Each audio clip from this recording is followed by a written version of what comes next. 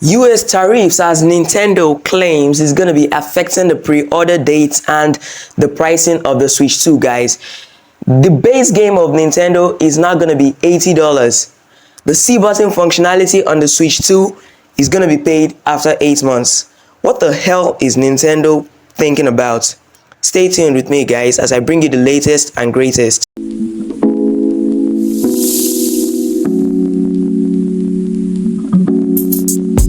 Nintendo has their way of mesmerizing us customers. They first come with this big direct. Everyone is all happy that good games and better specs are coming to the Switch 2, guys. But Nintendo hits us in the back all of a sudden, and it seems like they have bitten off more than they can chew. Starting with the pricing of the Nintendo Switch 2, Nintendo revealed to us that the price of the console is going to be a whopping $450, which I expected to be $400. But now we are seeing something different. Let us hop onto my desktop here and view and let's go to The Verge and see the real pricing. Let's see the real pricing of this Switch 2. Now that the tariffs, as Nintendo claims, is going to be affecting the console. So, Nintendo revealed its Switch 2 in full yesterday, just before Trump took to the White House Rose Garden for his own launch. This latest and largest round of tariffs yet. Unfortunately for Nintendo, the tariffs hit the countries where it builds its consoles, okay, with new rates of up to 49% that it may pass on the US buyers. The company is in the position in parts because it had to adapt to Trump's trade policy before its manufacturing was heavily based in China until Trump's first term, when the combination of tariffs on China, the COVID pandemic, and later Russia's attack on Ukraine created supply chain upheaval. Guys, I might not be a kind of economist, but I see where this is going. That prompted Nintendo to diversify hardware is now manufactured in Vietnam and Cambodia.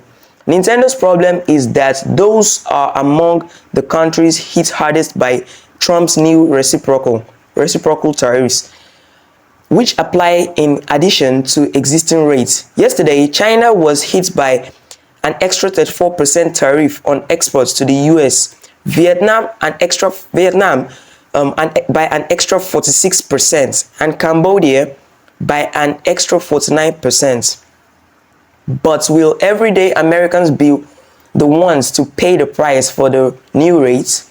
Research from the let's skip down to the pricing now. Let's skip down to the pricing, people. When the Switch 2 launches on June 5th, it will cost $449.99 as Nintendo suggested in the direct.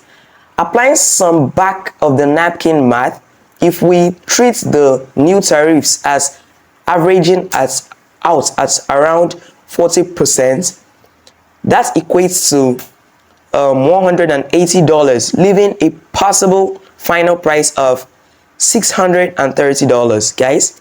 As you can see, from $450 to a whopping $630. If truly the tariffs is affecting the pricing of the console, then what are we going to say about Xbox and the PS5 Slim? Like I said before, I might not be an economics or a politician, but guys, this is crazy. How can tariffs increase the price of this thing so much that we'll be buying it at around $630?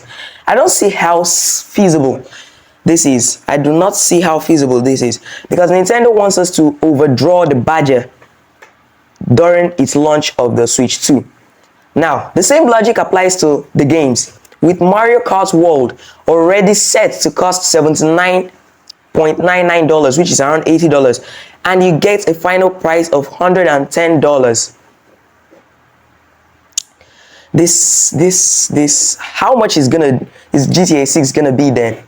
Because if a common Nintendo Switch 2 game is costing $110. How much will companies like Rockstar charge for GTA 6? That means we could be buying it for over $200. The price of a lot of devices and accessories, coupled with the accessories of the Nintendo Switch 2. Speaking of that, we could be expecting maybe a $1,000 price gap. Yeah, a $1,000 price, yeah, rating, because during the direct, the total with the accessories, the total things with the console and its accessories is gonna cost $800. But now we're gonna be expecting at around $1,000 or more for everything in total.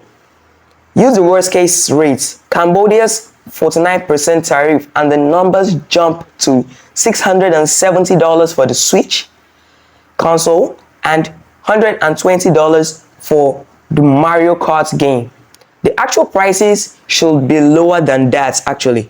Okay, tariffs are generally calculated based on the product's declared value at import, not its final retail price. Okay, we don't know the Switch 2's declared value for certain, but the Financial Times reports that shipments from Vietnam listed it at $338.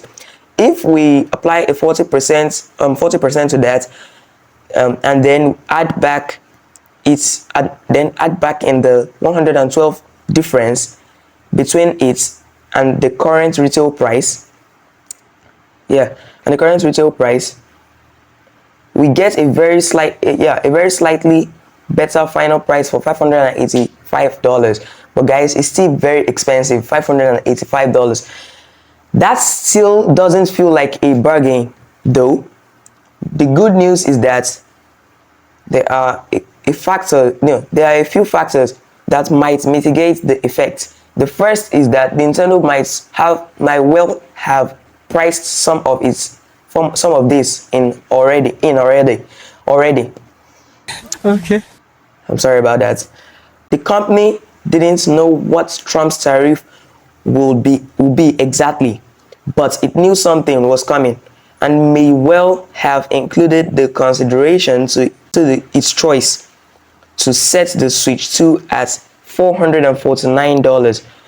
That's 50% more than $299. Okay guys, this should be where we stop. So I might not be an economist, but what I'm seeing here is that Nintendo might be planning, which might not completely take effect, but Nintendo might be planning to ramp up prices of the Switch 2 from $449 to $585, which with the bundle of the Mario Kart we should be getting it at around $650. So guys, the original price with the Mario Kart bundle was originally set for $500, and $500, and with the accessories we could have been expecting an $800 pricing. But now Nintendo, we do not exactly know what to expect, because this news can change, because news is constantly changing, but we can't tell, so we just have to wait. And moving in, we have the C button update.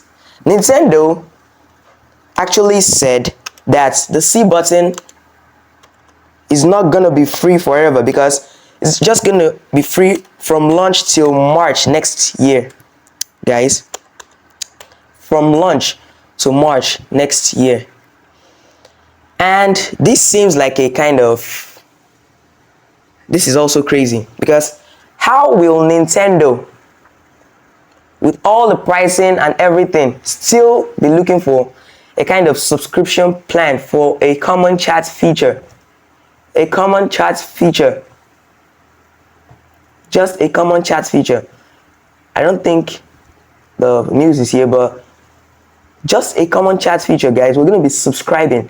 I don't know the price, but it seems like we're going to be subscribing for the Switch 2's chat button, guys.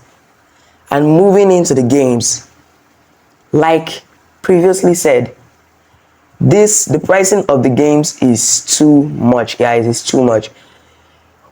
If we pay one, like on previous generation consoles now, like on the Wii, most Mario Kart games cost around $50. After 3 years, it was cut to around $20. When the Switch came into existence, the pricing of these Mario Kart games ramped up from the $40 cut, from the $30 cut to around $60. That's for every like $1 you pay, Nintendo gains $4, because you're gonna be buying the Switch too. You're gonna be buying the Switch OG console after you own the Wii and the Wii U. You're gonna be buying the new console at the time, and you're just playing a remaster of all those games, which at the end of the day did not run perfectly. And since Nintendo has experimented with us, has experimented using has used us like a kind of lab rats, a kind of lab rats. The pricing, they now declare any pricing they want, and they know that the people are going to buy it, the customers are going to buy it. For example, let's take the Switch OG as an example. The highest and most expensive game on the Switch, on the OG Switch, was around $80, which was Zelda Breath of the Wild and Tears of the Kingdom. Guys, every other game on the Switch console costs around $60 to $70. Yes, $60 to $70 on the OG Switch. And now Nintendo is declaring a base price of $80. And since Mario Kart, as they claim, tariffs has affected, is gonna be $120, or around, let's say, $100. Then that opens a gateway for more games to be expensive, more games to be at the same rate. So guys, why buy a console that if I spend around $500 or $600 getting, I'm still gonna spend more than $400 getting just 4 games, guys. Just 4 games. 4 exclusive games, as people might claim, is the reason of them buying the Switch 2. Because I do not see any reason of buying the new console if the old console is still going to be getting support. The only thing and feature that got me hyped about this console is the functionality, the new feature of the Nintendo Online, that GameCube feature, which is the GameCube feature, which was around I think was around they did not actually put any price on that, thank God. But we could actually, it's Nintendo we're talking about here, we could actually see something worse than what we have already seen in the past, which is in the present, which we're actually talking about now. Guys, I've given you my own thoughts on this. It's time to give me your thoughts on it.